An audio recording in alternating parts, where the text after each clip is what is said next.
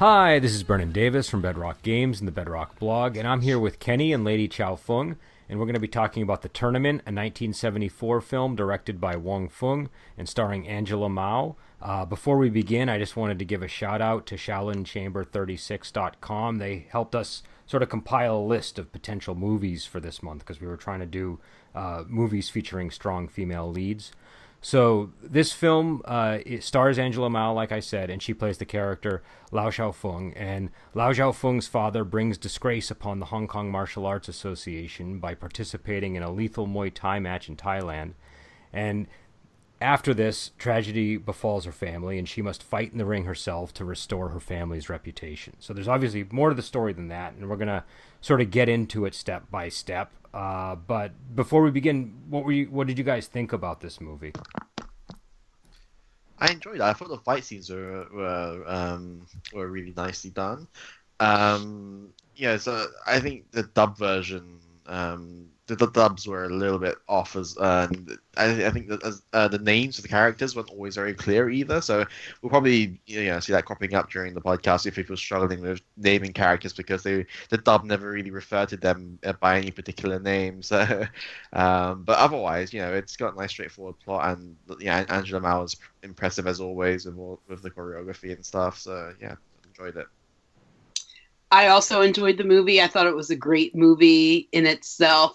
I love Angela Mao, and I've been enjoying this Strong Women's Month. I like that her character comes in and pretty much saves the day and saves face for her family.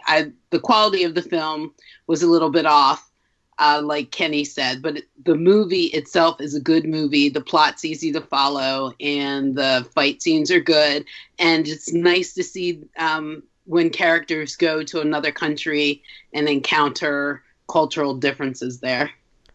I think this is a really solid film. I think it's also like a fight movie for fight fans. Like if you like fighting, you get plenty of it when it does happen in this movie. They do get a lot of story in too. Like you'll get sections that are sort of story heavy, but then you'll get like a relentless sequence of fights. And they're pretty ferocious. So and Sammo Hung I think did a lot of the fight choreography. So it's the quality is really high. So we'll go through the plot. You guys can feel free to sort of speed me along if I'm delaying too much because we don't want to linger too much on each individual plot beat. But the movie opens up at this noodle shop.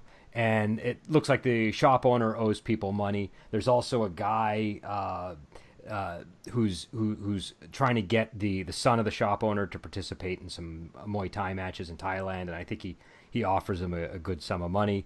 And the shop owner basically he ends up it's clear by the end of the scene he ends up owing a bunch of money to these gangsters, and they kidnap his daughter, and they give him like 3 days to pay them what was it, like $2,600 in advance was the amount they wanted, I think. Yeah. And I think it wasn't so much like they were owing protection fees rather than like being in debt for any other reason. It's just like they had to pay a set amount every day. I think it was like 50 a day or whatever. But they increased it, right? Like they increased the amount, and that Mm-hmm. was. And then they wanted the deposit as well, which is why they were. Yeah, so the money was was unobtainable for them as a noodle shop, really. And so he goes back to his master, who's Angela Mao's father, and the father doesn't want to participate in the Muay Thai matches. He won't give his blessing because he doesn't want to bring disgrace on them. He doesn't want to lose terribly, basically, and the student says, well, I can go as like a free agent, like I won't be representing the school, and the master's son, played by Carter Wong, convinces him to let them go and fight in Thailand. It's sort of like an off, like they're not technically representing the school, but everybody knows that they're from the school, and everybody knows they represent the Kung Fu Association. So they go there, and they don't just lose. The student whose father owns the noodle shop dies, and Carter Wong's character gets the crap beaten out of him. And these are like decisive, just complete losses from the beginning. And so the father comes back, and the Martial Arts Association is really angry at him over this, and it's like, and this sort of leads us to a very sort of big sort of dramatic moment in the movie where the slowly bit by bit the father loses all of the things that he's gained through his school. So his daughter's fiance calls off their upcoming marriage, and we're going to get into that because I think people have thoughts on it.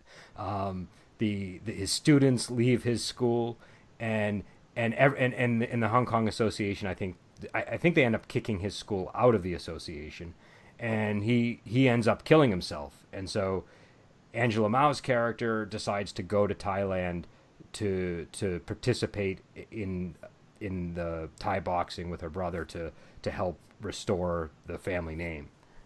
So we can get into the stuff in Thailand, but I think we want to talk about the build up in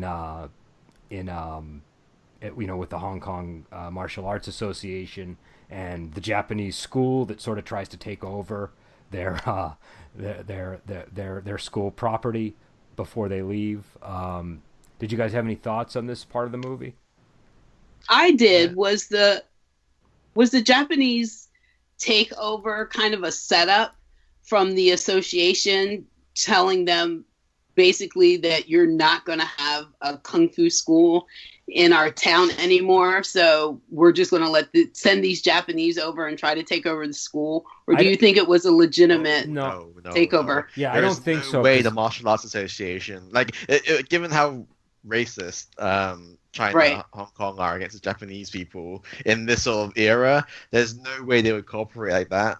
So it was more just like the Japanese people taking advantage of the fact that this school has fallen down. Like they have no students, the master's dead, they have nothing going for them, and all they have is like a daughter and a son who's like sort of trying to protect the last vestiges of their self-respect. Basically, is what they thought was going on. Yeah, my reading of it was that the Japanese school sensed opportunity, and so they were just, sort of like that was sort of how they were trying. Like if this were another movie, they would have been the school that was encroaching, and they were, it was almost. It's one of the things about this film that's very noticeable is just how many of these tropes they cram into it. You have like the Japanese school, you have the whole thing with the Thai boxing, and you also have the infighting in the Hong Kong Martial Arts Association. So, but what about the fiance? On the Hong Kong Movie Database page, he just credited as the dumb son. But and he's the guy who played the one of the waiters in Dragon Inn. He's kind of he kind of played a very similar type of character in that movie. This sort of dopey, not terribly effective, but fairly harmless type of character. And somehow he ends up getting, betrothed to Angela Mao's character, and he's the one to call off the marriage because his father is upset about the loss in Thailand. So I thought that's pretty funny. Yeah, it's just it's sort of like the weird reversal of like where it's the guy who's not the most handsome, in shape person is like pulling off the wedding to the heroine. Like usually it's the way around, isn't it? You get like the person who down on his luck gets rejected by his fiance, and then he trains himself up to be a badass, and he like wins her heart back, or becomes famous, and someone who truly loves him for what he is gets together with him, and the ex-fiance looks from a distance and like, oh, if only I stayed with him and encouraged him instead of ditching him. Well, and I think like they begged her family to make this arrangement because I don't think he was like the most, like you're saying, he's not the most desirable guy. Like if there are many other people in this movie that would make much better partners for her character. And so I think it sort of like adds insult to injury that this dopey guy is now calling off the wedding, and the father, who's really not that much of a piece of work himself, is also kind of like the father goes to ask about it, and he starts lecturing his students in front of him about how martial arts aren't for competition, and he's basically indirectly rebuking him, and then he very directly, says, "I have no respect for you," when the father presses him. Yeah, I thought that was an odd match to begin with, but then I understand why Angela Mao was all upset because, her fiance's just called it quits. And, it's just because of losing face in the Muay Thai match. But really, I'm thinking, just let it go. He's not good enough for you anyway. He's obviously probably not a good fighter. And she's better than everybody in the town. You just have that sense about it. So it's just like, don't be too upset. You're not losing very much. No, and I mean, we don't see him fight at all, I think, but I think we can all pretty much glean that he's not a good fighter. Like, he does not convey any sense that he's good at fighting. But what did you guys think of the father hanging himself and the scene leading up to that, where he's sort of at his desk and he's imagining all of the people from the martial arts association shouting at him, and he kind of like loses it, and then his daughter finds him the next day. Expected, but sad. Yeah, there's it's one of those things of Asian culture which I don't really like, is the concept of face and how they treat it more important than their own life. Like, obviously it's a scene in this case, when he has lost the face of himself, his martial arts, his academy, I call it academy or whatever, his club, and then it's just like he has nothing left. But then he's got like a son and daughter he could look after, and it's like he couldn't start building up from it. But because he went through a bit of disgrace, he had to he couldn't stay. Is basically I don't know. It's one of those things where I have a bit of a personal opinion against that sort of thing, but I'm a bit biased. Speaking well, and this movie does deal with face. Face is definitely like the whole movie is about it. I think, like, from I mean, that's why she's fighting. So it's definitely topic worth discussing. Now in terms of how that scene was shot, because I agree it was expected. I don't think it was like any there's nothing groundbreaking about the plot developments, but something about the way that was shot I kind of liked, like the sort of the way they had like the dreamy image of like the whole association shouting at him, and then him kind of melodramatically pleading with his arms outstretched. It just, to me, it was very effective, even if it was it was a little bit heavy-handed. Yeah, you definitely got the sense that he lost all his marbles at that point. That went down pretty fast for him, and he wasn't going to recover, just from the way that the scenes were shot. Like, kind of the heads on the people, or the faces, kind of look larger than the body from the camera angle, which made the dream sense look so real, like they were standing in front of him. But you knew he wasn't going to recover from it. But it was very effective.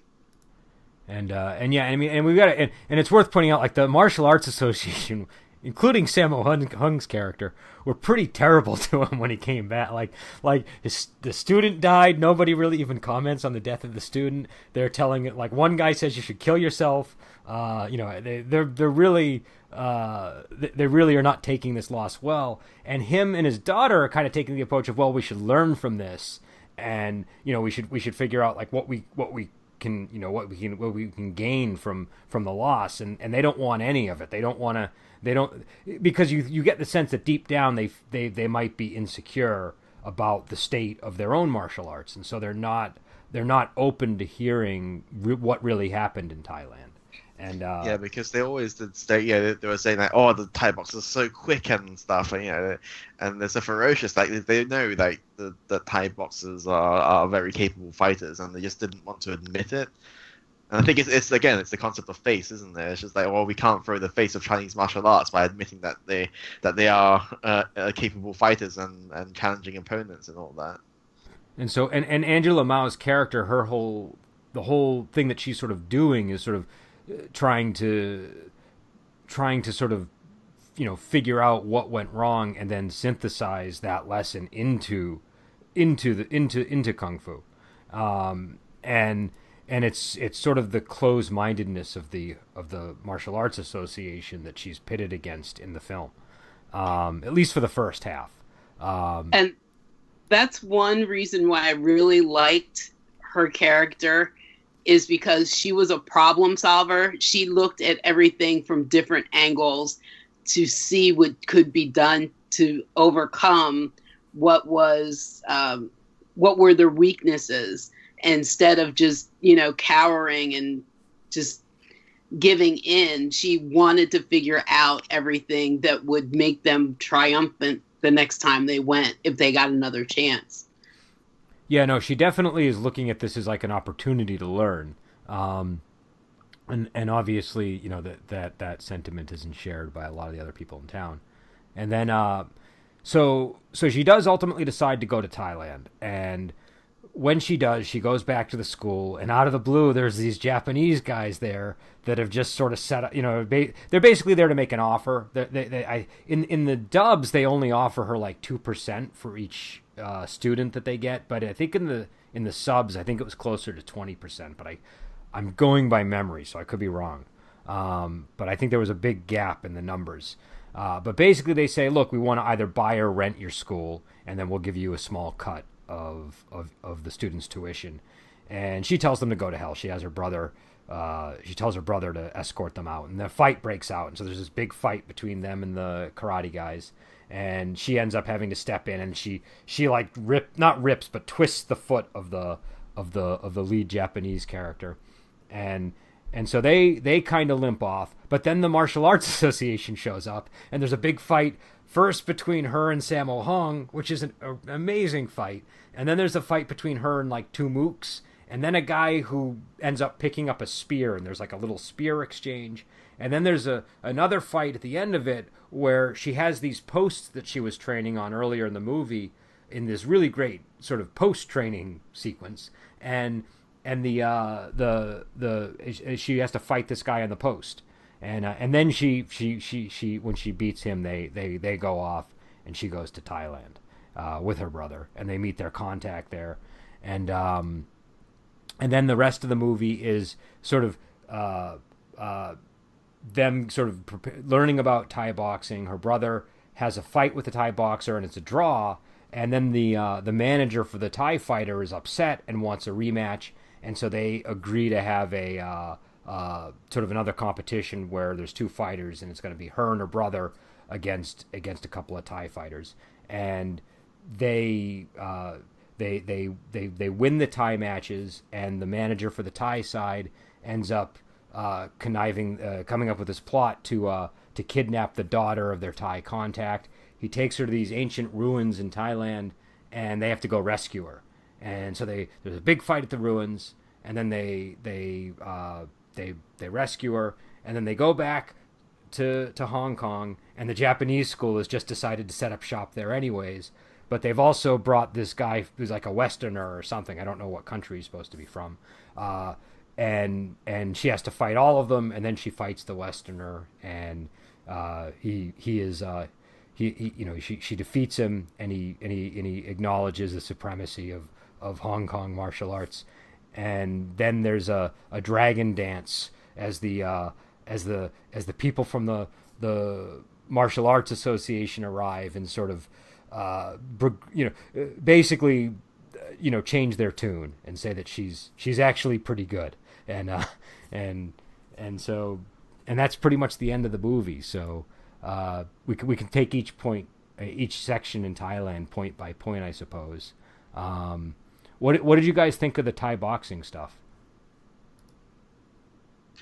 It was good. I mean, I've never done Thai boxing, and I know that you have, so you probably have a better insight into the accuracy of the movements and such. But I thought it was it looked like Thai boxing to me. I couldn't really say anything more about it. I mean, I think this was. I mean, we saw another movie, Duel of Fists, Lady Xiao Feng, Yes. that had similar territory. I think this was much more authentic Muay Thai than that movie. Really? Yeah, Okay. I was think going to so. ask you that. I think this looks. I mean, I'm going by memory, and maybe I'd have to see them back to back. But I remember thinking during that movie that the movements looked a lot like. I mean, it wasn't super unauthentic. It's just that something didn't feel quite right about it, and this felt a little bit more authentic. They were still doing stuff that made it feel not 100% like proper Muay Thai, but I'm pretty sure these were real Muay Thai fighters they had in this movie. And that was, and definitely at the scene when they were at the Muay Thai camp, those are real training methods they were using. Like that's like what you do if you go to a Muay Thai gym. The stuff with the two pads and all that stuff was all 100% like real Muay Thai. So I felt that they did is about as good as you would get with the 1970s movie. They still had to make it cinematic, but it was I thought pretty effective and pretty authentic. What did you guys think of the whole story of like how she was able to sort of ultimately counter the Muay Thai? Did that work for you? Did it feel like it was kind of done quickly, or what were your thoughts? It's quite superficial to me, actually. It's just like, well, yeah, the sort of counter they came up with is okay. So when they knee you 3 times in a row, on the third knee you can break apart a bit and then do a spinning back kick on to the chin, and that will win you the fight. And I was like, well, yeah, that's true, but you can't really rely on them doing the same sequence of kicks all the time, can you? So, and that was like the one move they were relying on. But yeah, one thing that they did point out was that that was really good was the whole learning the rules thing, because Chinese martial arts don't really have the same rules as like Western boxing or Thai boxing. I think that was quite important, because like not knowing the rules, and it was a big part of sort of why they lost, because they didn't know they could like clinch and like grip the rope and all that sort of things, which could have helped if they, if only they were able to take advantage of it like they were. Yeah, I think knowing the rules is half the battle. If you know what you can do and what you can't do, that kind of sets you up better for success with the countering and everything. Because some of that, I think you kind of know what to do to counter. It's just that you're in a real life situation and not a training one, so you have to take it as it comes. But if you know the rules and what you can do and what you can't do, you're 50% there at least. Yeah, because there was a scene earlier in the movie where Carter Wong, after he lost, he was smashing a heavy bag on his stomach. He was raising it up with a rope and dropping it on his stomach, and that's actually not that. I mean, I would not advise anybody to do that, but it's not that different from like the heavy ball exercises that you would do, where they would drop not a heavy ball, a medicine ball on your abs to sort of get you accustomed to the conditioning of being hit there. And I thought that, and his whole thing that he said to her was, one of the reasons that he lost was because he just wasn't used to getting hit like that, like all that. He needed to toughen up his stomach basically. And so I thought that if they had gone more the route of focusing on conditioning, that would have been the thing that would have bridged the gap, because really what they were saying the whole time they were in Thailand is these guys are professionals. They train every day, and like half of it is conditioning. Do you know what I mean? So obviously the thing that they need to do is condition themselves, and so I think that would have just been a much easier sort of remedy to that they could have gone with from that scene. But then she ended up listing off a bunch of things when she was watching the movie footage, and I mean I thought that stuff all made sense. I just thought that if they had just focused on the conditioning, it would have been a little bit more believable. Because ultimately Chinese martial arts and even karate, Japanese martial arts are all very form-based martial arts rather than contact based. Like you can see from the Thai boxing practicing, like they had people sparring properly and they were probably going at it. They had like a ring set up for it. But when you see all the students in the Hong Kong clubs practicing, they were doing forms with like someone sort of teaching them as they were just going through the motions basically. And then and when the karate people were doing it as well, it was also the same thing. So I think a little bit of the sort of the martial arts message here is that you can't just rely on forms to win. You need to get the practical experience. You have to get hit in the face a few times and get used to it before you can actually win. Because ultimately the Hong Kong martial arts clubs lost, and then the karate people lost, and only Angela Mao won because she decided to take on the sort of the MMA approach of take the best parts from all martial arts and excel. Well, and if you in those training sequences, I mean, it wasn't. I don't think they did this in the movie, but like typically at a gym like that, they would be training according to the rounds that they actually fight to. So like you would be in the ring with those pads, for for a round, then go do something else for a round, then do, and it's all sort of cyclical around the round structure, so that you just get used to being, active in that, and so I think, again, I think, it's it's just a very sort of practical sort of like fight the way you train, train the way you fight kind of thing. But yeah, I don't know. I thought it was interesting because there was something a little bit Bruce Lee like about the philosophy that this movie seemed to have, and there was also the movie was sort of nationalistic, like you get with a lot of these sort of rival martial arts things, but there was also like a degree of humility underneath it that was different from a lot of them, and that was sort of like. It's funny you say that because there was I don't think there was any respect for the Japanese people at all, but they were like, but to the Thai people, they're like, oh yeah, okay, the Thai people, you're all right, you're okay, but the Japanese people, nah. Well, I think that was settled in like the last 6 movies. That's why. But in this one, they're contending with the Muay Thai, but I think but it was definitely there. She's definitely, her character is open to the idea that there are things that they can sort of. They have this whole discussion in there where they're talking about the state of martial arts in Kung Fu, and her argument is basically that we've been so.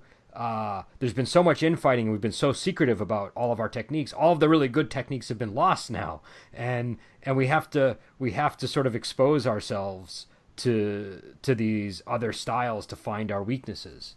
So it was it's a sort of very what works kind of approach. But ultimately she still wants to sort of bring it into the style that she practices. So, but yeah, what about the fight choreography of the fights themselves though, like the Muay Thai matches? Did you find that entertaining? Was it less entertaining than the other fights? It was entertaining. It was something to be designed for the realism of it, because I understand what the reasons why they can't like have a bit of contact with the end of the foot, going at full pelt towards your face, but it was a bit jarring to see like obviously the kick was still like half a feet away from touching anybody, and yet the person's acting like he just been kicked full blown and flying across the ring. It's I thought the other parts of the fighting were pretty good. It's just sometimes it felt a bit light or no contact at all. Yeah, I agree with Kenny. I enjoyed the fight scenes. I just wish it looked like there was more contact than there actually was. And I guess that's a tricky one. I mean, did you feel that there was more contact in the other scenes than the Thai boxing scene? Yes. Yeah. Okay. Now, I wonder why that. Maybe it's because they were using Thai boxers and they weren't using stuntmen, so they had to hold back. I don't know. I'm wondering, because it did look different. It did look like they were, that they were the contact wasn't as definite. But I don't know. I mean, you maybe have to be more careful when it's not like the crew that you're normally working with. But what about when they get back and the Japanese have control of the school? Why did they get a random white person? I think the idea was, I think he was sort of supposed to be like the big Westerner guy that was supposed to be like, because they kind of had him fighting like a Frankenstein monster. Do you know what I mean? He was kind of like, he was kind of bulky and not terribly graceful, and so I think I think he was just meant to like embody like a powerful foe that they had recruited. Though it also looked like he had some authority in that school, like the Japanese instructor sort of looked at him and he nodded as if he had some kind of seniority, I thought. So above him in the hierarchy type of thing, yeah. So I don't know what the deal was there, but he was an ugly, ugly guy. Like he was definitely a striking fellow. It was George Yuri-kian. He starred in 2 movies: The Tournament as Boss and in Dynamo from 1978. We'll have to make a point of checking out Dynamo at some point, unless it's like totally out of genre. But Beard's more impressive in Dynamo. Like here, he was like relatively clean shaven, with like a mustache, but he had a proper full on like beard in Dynamo. Which... yeah, we'll have to check out. Well, we need to learn more about this guy.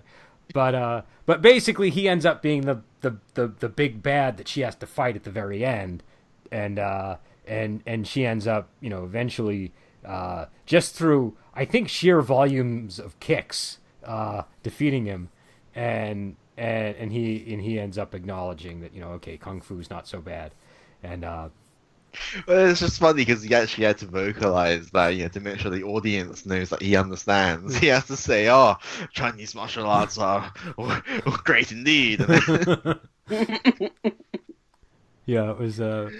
But I don't know. I thought this movie had so like you have the final boxing match, and then after that you have the kidnapping sequence at the Thai ruins, and then you have the Japanese school sort of climax. So it just keeps having these endings. What did you think of the ruins scene where they rescue? I think what was her name, Lin Ying or something. They did mention her name in the movie. Oh, I just thought of her as the daughter of the guy. It's just uh, um, hey, free nudity scene, or gratuitous nudity scene. Yeah, there is some nudity in this scene, so we should warn people of that. All 3 seconds of a topless lady. and basically she and Carter Wong end up rescuing her, and this is the daughter of their contact, and it's just sort of like a last. Basically, the guy kidnaps her and says, "I want like $500,000 to give her back," and then they get the crap beat out of him. And but it was a nice location. I mean, those are beautiful ruins. All these stupas and everything. I don't know where it was exactly. But it was very, very, very good on camera. Was it filmed on site? I guess it must have been filmed. Like, that was definitely Thailand. I think they must have filmed in Thailand because there were a lot of scenes that looked like they had to be in Thailand. But yeah, so that was the movie.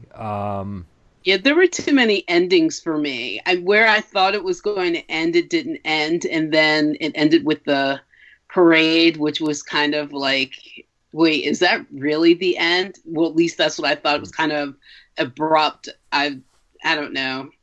I don't know where I even think it should have ended, but to me, there were like 4 endings. Yeah, the one. Oh, go ahead, Kenny. I was gonna say, like, I actually quite liked the parade ending though. It was just like a nice little wrap up. Like, the martial arts, the Southern people from the Martial Arts Association finally come around to see the errors of their ways, and they're doing like what essentially is like the low level grunt work of acting out the lion dancing for the reestablishing of the sect or whatever it was, and granting away the plaque that says like hero among women or whatever. Yeah, I think if I was to cut out one of the scenes, it would have probably been the one at the Thai ruins, only because that felt a little bit sort of added on, and the fighting in that was sort of it wasn't as memorable to me as some of the other fight scenes, like the ones very early on in the movie I think were the best. The ones at the school when she fights the Japanese guys and the Martial Arts Association, and I like the final battle. And that one wasn't bad, but I just felt like it was kind of, the bad guy, like, it was sort of like an unnecessary step in the story for me.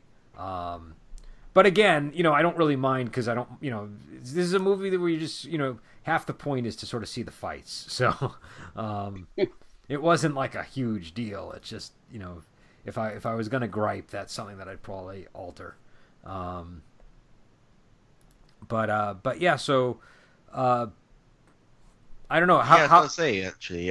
So about the fight scene in the school where she fights the karate people and the martial arts association. I think that was a very good sort of demonstration of Angela Mao's like breadth of skill there.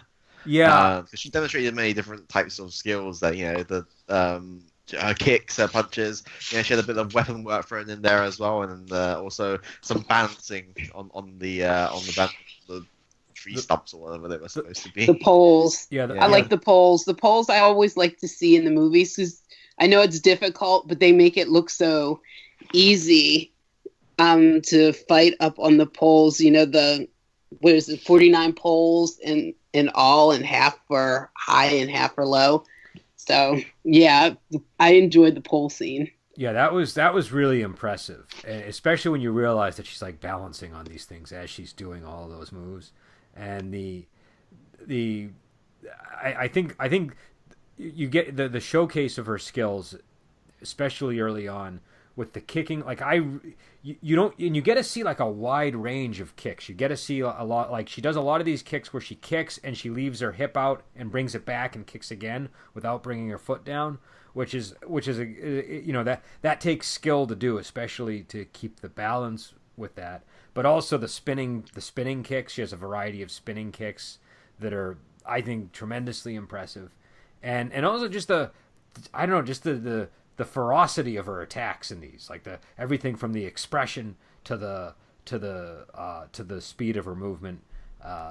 It's really entertaining on the screen, and I think this is one of the better movies to watch just to get a sense of what she can do, because you get a really full sense of her skill set and also her physicality,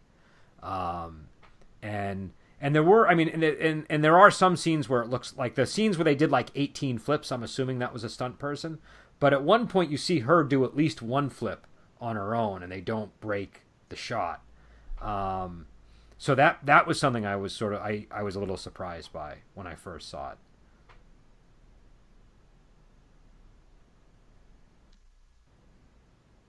Yeah, that was the strange flip scene there was a bit out of place for me. It's like, I don't know why would they not practice flipping in the same spot 10 times in a row, but that was pretty impressive looking at least. It was, I don't know, but it looked incredibly, like I've seen people do that at like circus acts, and that's about it. I've never, I think it takes tremendous focus to be able to master that. But you think if you're going to flip, you're going to practice flipping so that you can get out of the way, not all in the same spot. When I did Taekwondo, they had the people that were getting their second degree have to learn how to do a backflip, and I don't know why that was. I don't know if there was, I never got that high, so I don't know why they had to do it. I imagine it was probably either a belt testing requirement or it's just something they wanted for demo purposes, but for a lot of the demonstration stuff, you have to, I think there's some of these more acrobatic things that you learn. But either way, I mean, it's an impressive display of what the human body is capable of, is the way I tend to look at this stuff. Even if it's not necessarily something you would, see in a practical fight situation. But I don't know. Then you look at someone like Jackie Chan, who's just like the embodiment of nimbleness, and you can sort of see how, like, if you were that skilled and well-rounded, you could use it to avoid all kinds of injuries in a variety of situations. So I don't know. But yeah, so I don't know. Any other thoughts on the movie?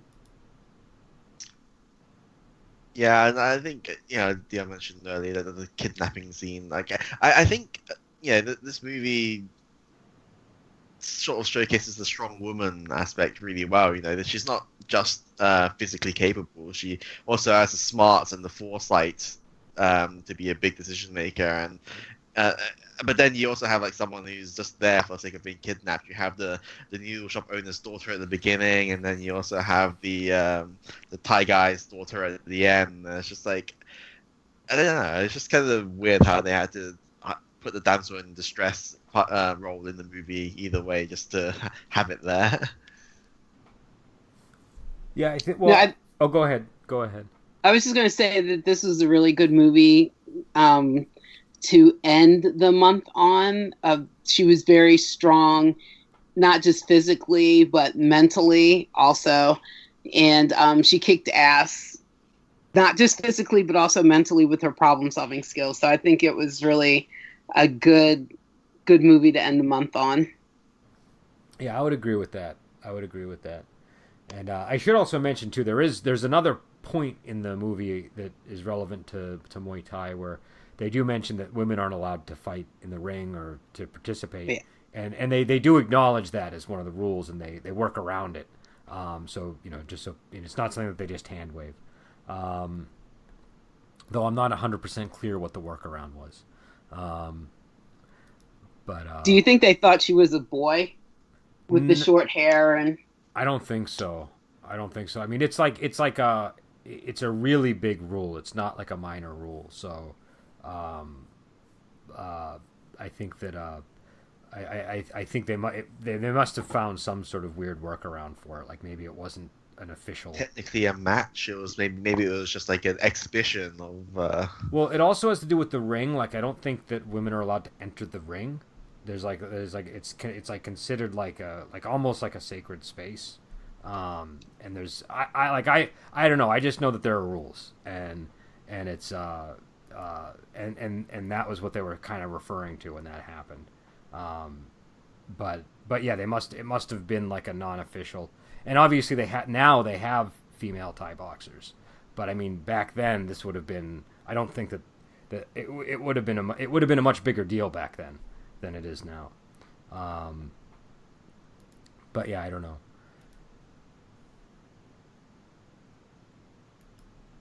So, but yeah, so anyways, the name of the movie is The Tournament. It's a 1974 film, and it stars Angela Mao, Carter Wong. Sammo Hung has a notable role in it. He's not a main character, but he has a very notable role, and his fingerprints are all over the fight choreography, I think.